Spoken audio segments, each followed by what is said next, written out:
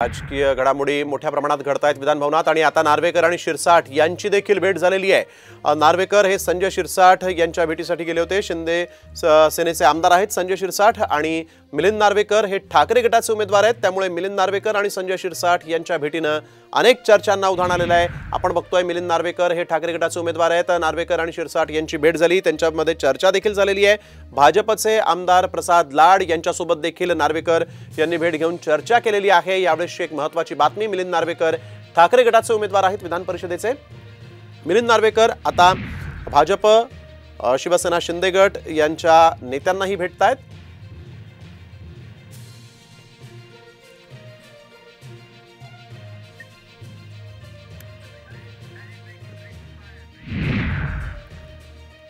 तर आणखीन एक महत्त्वाची बातमी, हितेंद्र ठाकूर हे फडणवीसांच्या भेटीला पोहोचलेले आहेत। हितेंद्र ठाकूर हे काही वेळापूर्वीच विधान भवनात पोहोचले आणि आता त्यांनी थेट देवेंद्र फडणवीस यांची भेट घेतलेली आहे। त्यांच्यासोबत ते चर्चा करतायत। हितेंद्र ठाकूर हे मतदान नेमकं कोणाला करणार हे पाहणं महत्त्वाचं आहे। हितेंद्र ठाकूर फडणवीसांच्या भेटीला पोहोचलेले आहेत। काही वेळापूर्वीच हितेंद्र ठाकूर हे विधान भवनात दाखल झाले। मतदानाच्या आधी त्यांनी फडणवीसांची भेट घेतलेली आहे। हितेंद्र ठाकूर यांच्याकडे 3 आमदार आहेत। बहुजन विकास आघाडी असं त्यांच्या पक्षाचं नाव आहे आणि आता ते फडणवीसांची भेट घेत आहेत।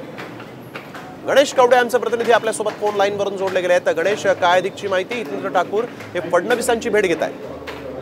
नक्कीच बहुजन विकास आघाडीचे खरं तर 3 आमदार आहेत आणि या 3 आमदारांसाठी या अगोदर देखील बहुजन विकास आघाडीच्या नेत्यांनी मुख्यमंत्री आणि उपमुख्यमंत्री देवेंद्र फडणवीस आणि पालकमंत्री रवींद्र चव्हाण यांच्या उपस्थितीमध्ये एक महत्त्वाची बैठक पार पडली होती आणि त्याच वेळेस कुठेतरी विधान परिषदेला मदत करावी अशी एक विनंती करण्यात आली होती आणि त्यानंतर आज विधान परिषदेच्या शेवटी खरं तर 1 तास राहिलेला आणि या 1 तासाच्या आतमध्ये त्यांनी अगोदर मुख्यमंत्री एकनाथ शिंदे यांची भेट घेतली आणि त्यानंतर उपमुख्यमंत्री देवेंद्र फडणवीस यांची भेट घेण्यासाठी विधिमंडळातलं ते भाजपचं कार्यालय या ठिकाणी दाखल झाले आहेत आणि अवघ्या काही वेळातच हितेंद्र ठाकूर यांचे 3ही आमदार आहेत ते जाऊन आता मतदान करतील। त्यामुळे हितेंद्र ठाकूर यावेळेस महायुतीला मतदान करतात का हे देखील पाहणं आता गरजेचं आहे। बिलकुल, धन्यवाद गणेश, आपण दिलेल्या सविस्तर माहिती।